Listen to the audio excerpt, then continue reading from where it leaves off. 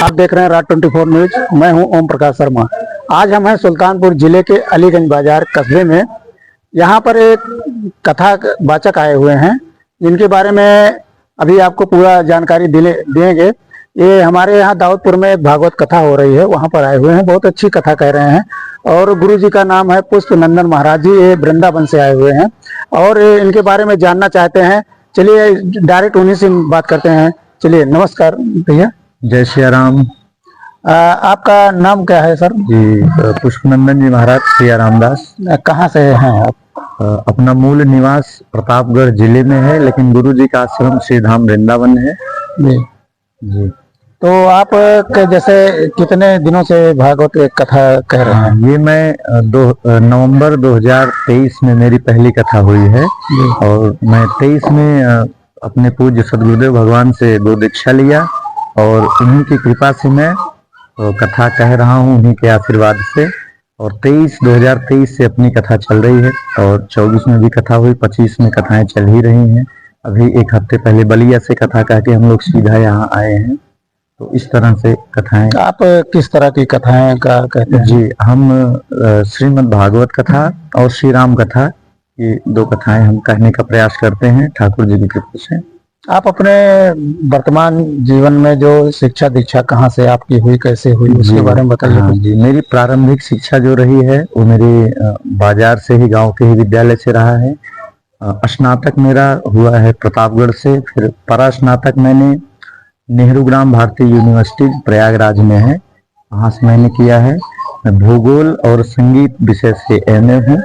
मेरा संगीत विशेष प्रिय विषय रहा है जी। और भगवान का भजन करते करते शायद हमें लग रहा है कि ठाकुर जी ने अपनी सेवा में मुझे लिया है।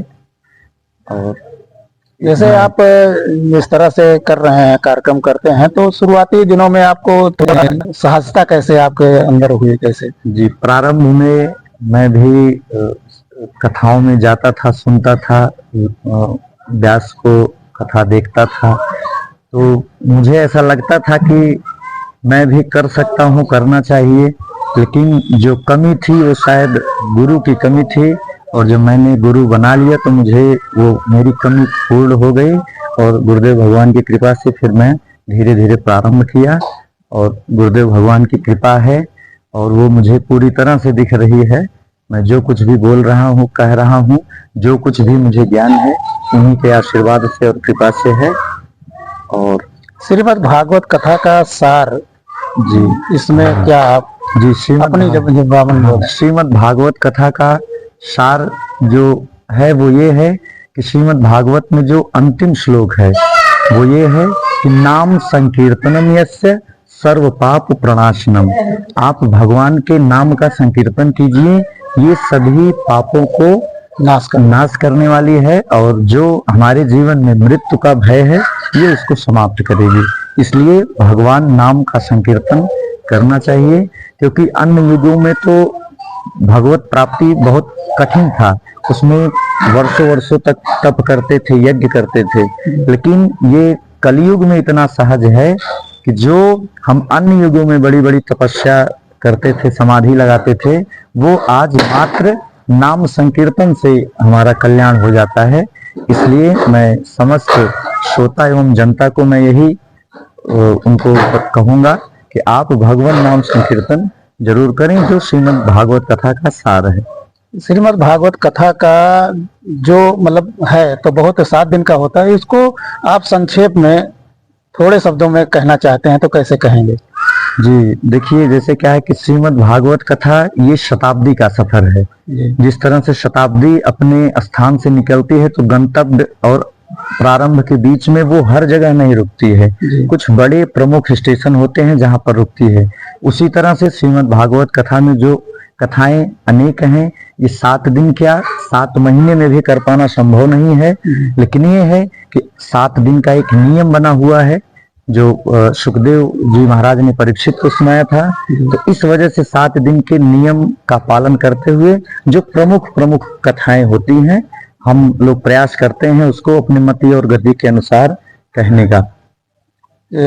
श्रीमद् कथा में मेन अध्याय कौन से अध्याय का जैसे मूल रूप से उसका पूजन या पाठ किया जाए तो लाभ मिल जाए? जी, श्रीमद् भागवत महापुराण में 18,000 श्लोक हैं। जी। इस 18,000 श्लोक में जो सर्वश्रेष्ठ श्लोक है वो है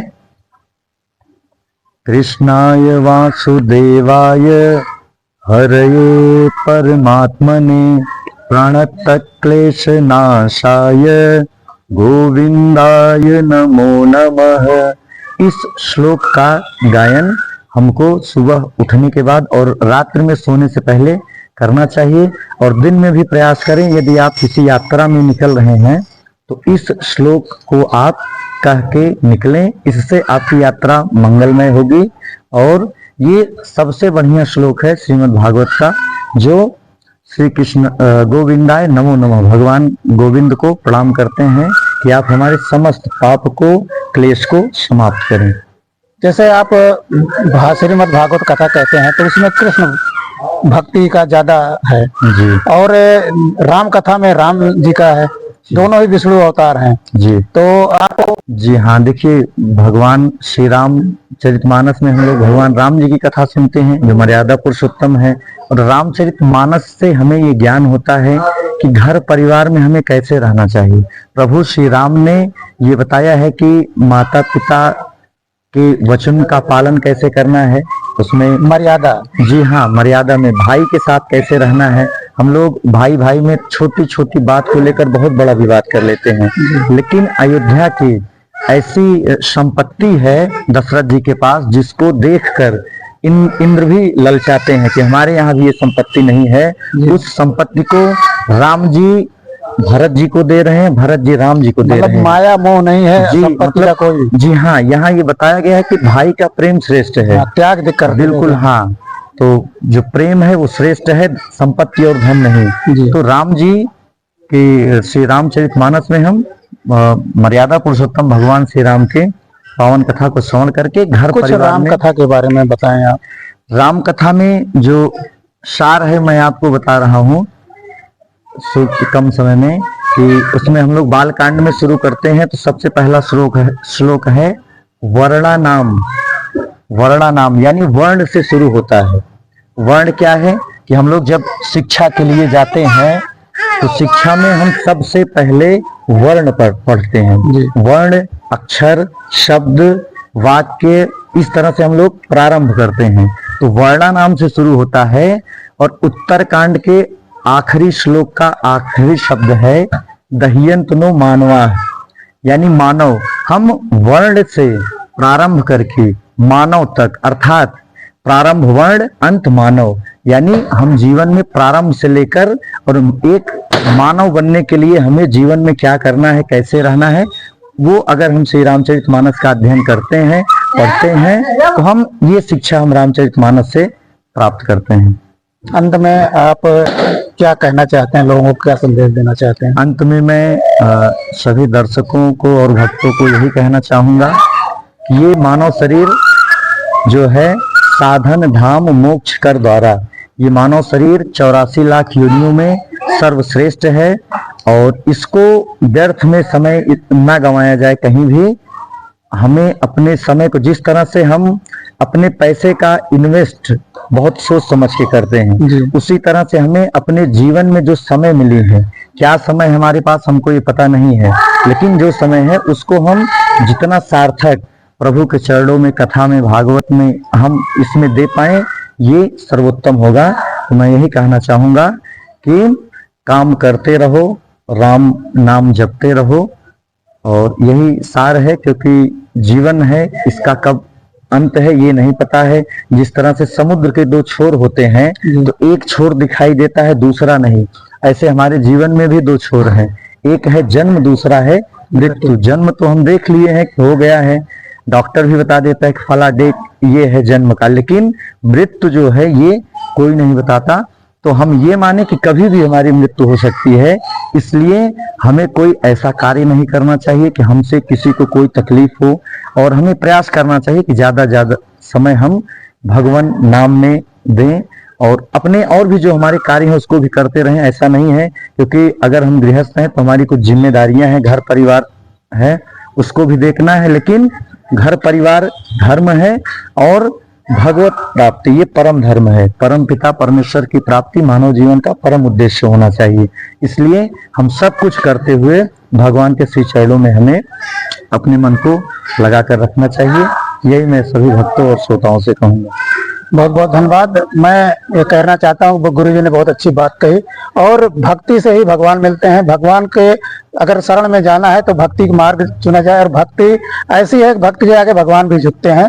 और भगवान हमेशा, हमारे पौराणिक कथाओं में बहुत सारी कथाएं हैं, प्रहलाद भक्त की कथा है, ध्रुव की कथा है, अनन्य कथाएं हैं जो कि भगवान स्वयं झुके हैं। यहाँ तक कि जब वामन रूप धारण किए थे भगवान, तो उस समय बाली जब छला गया था, लेकिन छले नहीं गए थे, भगवान खुद उनके आगे झुके हैं, भक्ति के आगे झुक जाते हैं, चाहे जिस रूप में आकर के भगवान रुकते हैं। बहुत बहुत धन्यवाद राज 24 न्यूज से जुड़ने के लिए।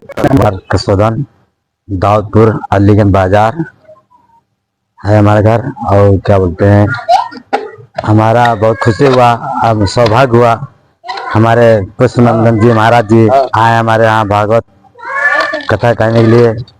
बहुत हमें बहुत खुशहाली बना। प्रतापगढ़ वृंदावन के हैं, और श्री माँ वैष्णो देवी के आशीर्वाद से 17 साल हमारे पिताजी के जाते हो गया।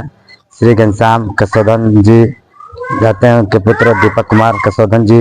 हमें बहुत खुशी मिली माता वैष्णो देवी के आशीर्वाद से। हमारे विराजमान पुष्पनंदन जी महाराज जी आए हैं। जय माता जी, जय माँ वैष्णो देवी।